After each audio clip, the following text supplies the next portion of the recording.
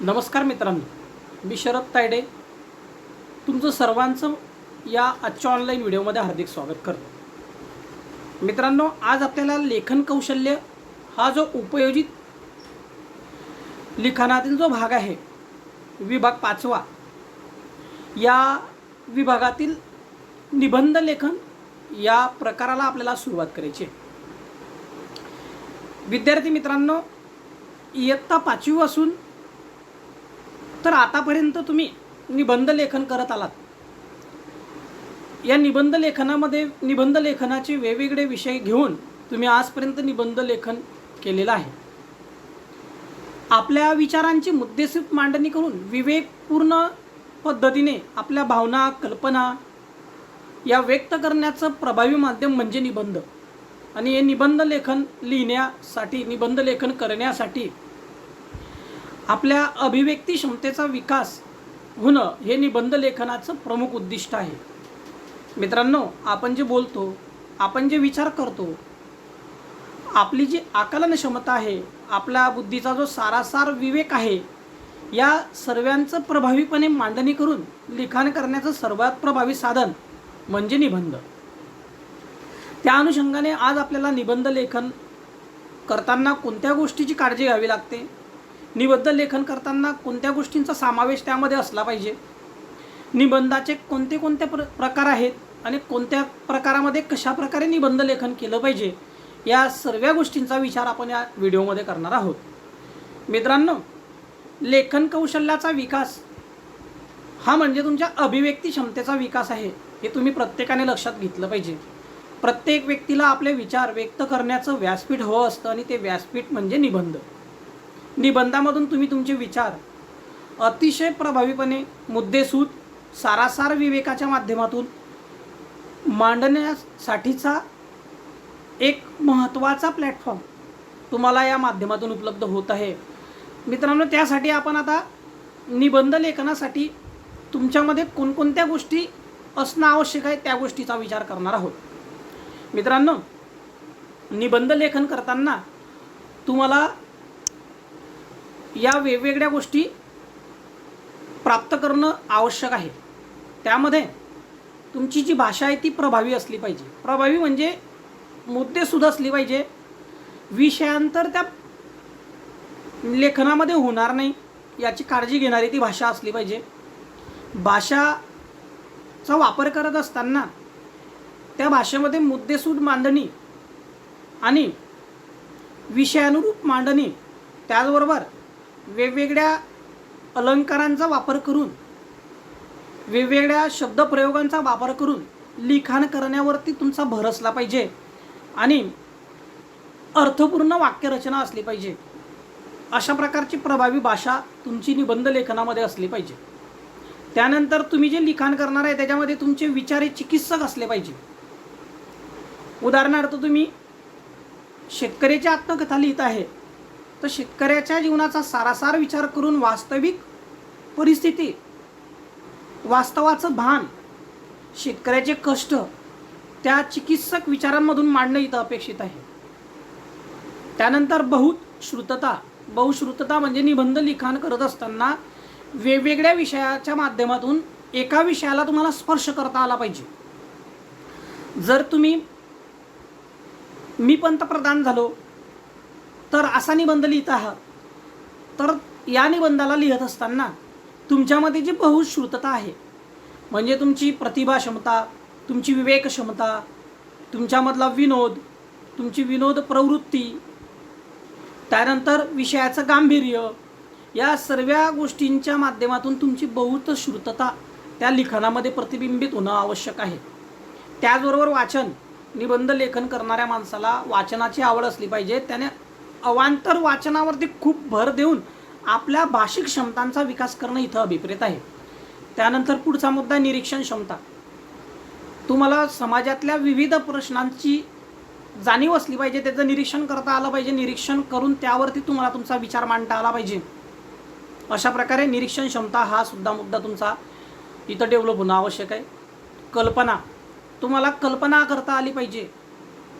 काल्पनिक गोष्टी किंवा एखादा विषय काल्पनिक पद्धतीने तुम्हाला तो मांडता आला पाहिजे. उदाहरणार्थ तुम्हाला कल्पना करायला सांगितली की मला पंख असते तर, ही कल्पना आहे आणि या कल्पनेच्या माध्यमातून तुम्ही कल्पना विस्तार करून तुमच्या कल्पनाशक्तीच्या माध्यमातून चमत्कृती पद्धतीने काहीतरी वेगळं पण मांडण्याची क्षमता तुमच्या भाषेमध्ये या काल्पनिक क्षमतांच्या माध्यमातून निर्माण होणं गरजेचं आहे. भावना, जर तुम्ही निबंध लिखाण करत आहात आणि त्या निबंधामध्ये वेगवेगळ्या भावनांचं परिपोषण असेल तर तो निबंध हा निरस असतो, निरर्थक असतो.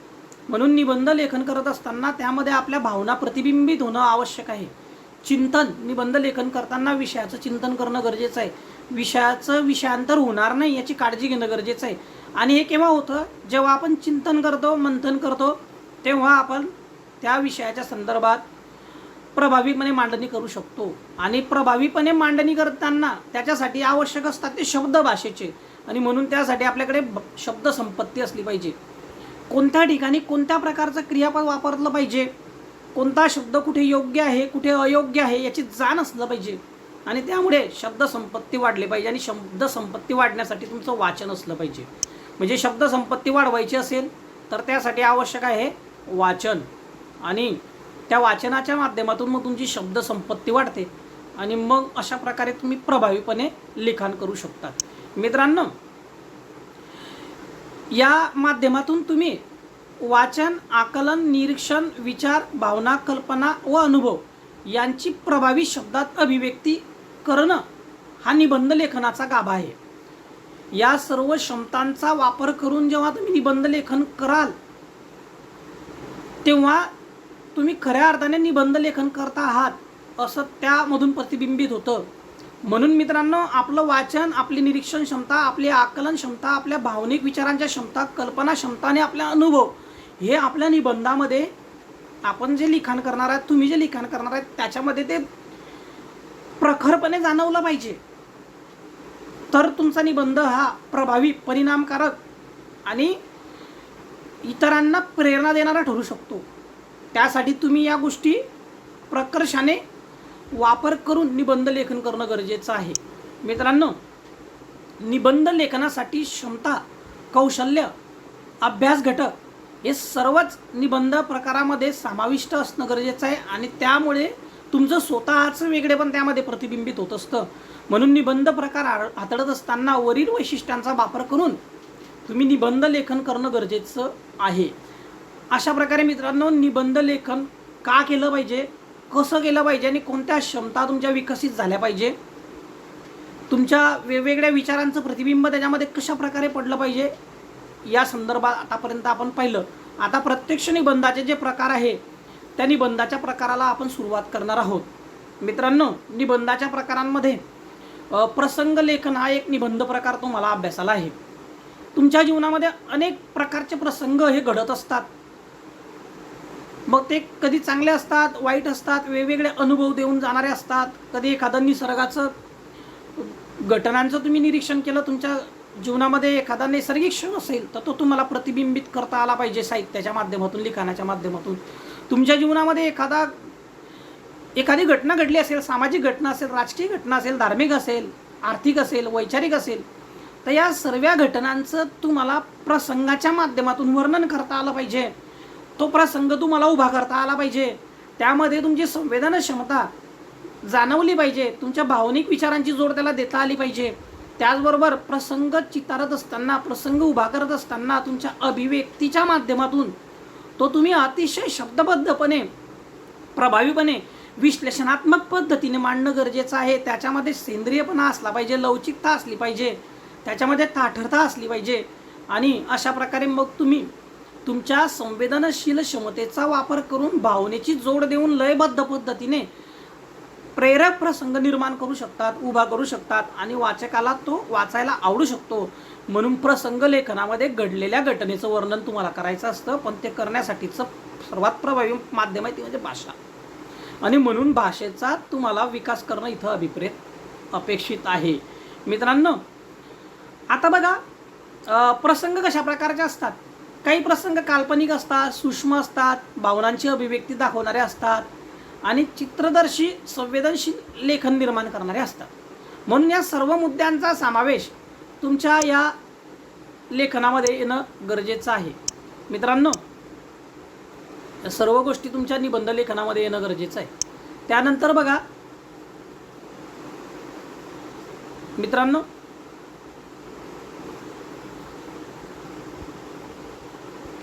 आत्मकथन एक निबंधाचा प्रकार आहे. आत्मकथन म्हणजे काय, तर तुम्हाला एखाद्या विषयाचं आत्मकथन करायला सांगितलं. उदाहरणार्थ एखाद्या फाटील पुस्तकाची आत्मकथा, शेतकऱ्याची आत्मकथा, सैनिकाची आत्मकथा, किंवा एखाद्या गाडीची आत्मकथा, सायकलची आत्मकथा.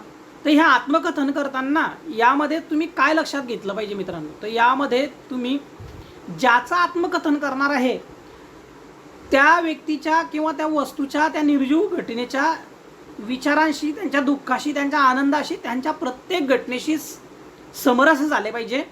आणि त्या माध्यमातून मग तुम्ही निबंध लेखनाला सुरुवात केली पाहिजे. जोपर्यंत तुम्ही त्या घटनेच्या, त्या माणसाच्या, त्या व्यक्तीच्या, त्या सजीव निर्जीव प्रसंगाशी समरस होत नाही तोपर्यंत तुम्हाला आत्मकथन करता येणार नाही. म्हणून सर्वात पहिले आपल्याला त्या पुस्तकाच्या, त्या सैनिकांच्या, त्या शेतकऱ्याच्या जागेवर आपल्याला ठेवावं लागेल आणि त्या माध्यमातून मग आपण निबंध लेखनाला सुरुवात करू शकतो.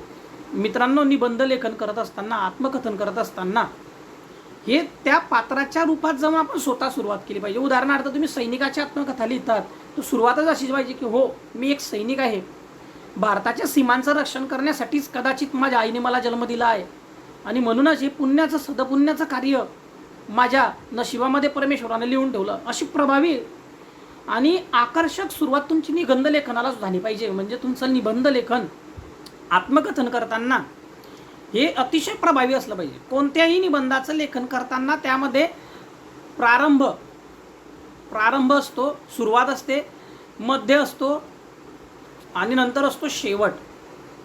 आणि या तिघही गोष्टी प्रभावी असल्या पाहिजे, प्रारंभ, मध्य आणि शेवट.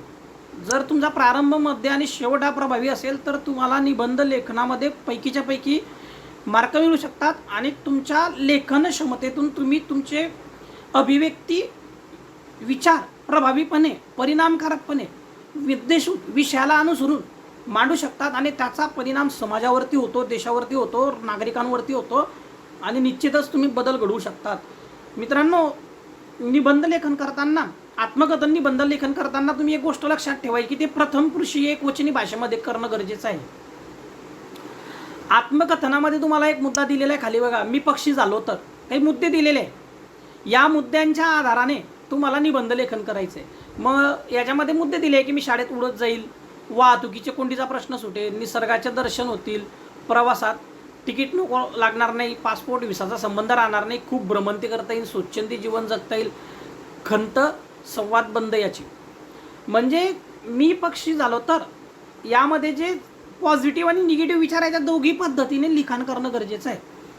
हे मुद्दे दिलेले आहे आणि या मुद्द्यांच्या माध्यमातून तुम्ही निबंध लेखन करताना प्रभावी सुरुवात, प्रभावी मध्य आणि प्रभावी शेवट करण्यासाठीचं माध्यम आहे ती म्हणजे भाषा. आणि भाषा ही शब्दसंपत्तीने विकसित होत असते. जेव्हा तुमच्याकडे वेगवेगळ्या शब्दांचा शब्दभंडार असेल तर त्या शब्दभंडारांचा वापर करून, अलंकारी शब्दांचा, म्हणी, वाक्यप्रयोगांचा वापर करून तुम्ही निबंध लेखन हे अतिशय प्रभावी आणि परिणामकारक करू शकतात. हे तुम्ही लक्षात घेतलं पाहिजे. मित्रांनो, आत्मकथना आणि प्रसंग लेखना, निबंध लेखनाचा प्रकार तुम्हाला यावर्षी अभ्यासाला आहे. तो परीक्षेला पण येणार आहे. विषय कोणताही असू शकतो. तुम्हाला निसर्गाचं वर्णन करणारा प्रसंग लिहा असा निबंध पडू शकतो, किंवा सैनिकाची आत्मकथा लिहा, फाटलेल्या पुस्तकाची आत्मकथा लिहा, सायकलीची आत्मकथा लिहा, किंवा तुम्ही अनुभवलेला एखादा प्रसंग, एखादी दुर्घटना प्रसंग रूपाने लिहा. अशा वेगवेगळ्या प्रकारच्या विषयावरती मुद्दे देऊन किंवा मुद्दे न देताही तुम्हाला लिखाण करता आलं पाहिजे. अशा प्रकारे मित्रांनो निबंध लेखन तुम्ही करू शकतात. कल्पना विस्तारामध्ये तुम्हाला काय करता येतं, तुमच्या काल्पनिक क्षमतांचा विकास करण्यासाठी वेगवेगळ्या प्रकारच्या कल्पनांचा विस्तार तुम्हाला करता आला पाहिजे. उदाहरणार्थ, मी पक्षी झालो तर हा झाला, आता मला पंख असते तर मग तुम्हाला पंख असते, तुम्ही काय केलं असतं, उडत शाळेत गेले असते. अशा वेगवेगळ्या प्रकारच्या कल्पनांचा विस्तार करता आला पाहिजे. म्हणजे विस्तार करणं म्हणजे काय, आपली जी कल्पना आहे तिला अतिशय विस्तारित पद्धतीने आपल्याला मांडता आली पाहिजे। एका शब्दावरून आपल्याला असा मोठा त्याचा विस्तार करून प्रभावीपणे भाषेच्या माध्यमातून ते मांडणं गरजेचं असतं।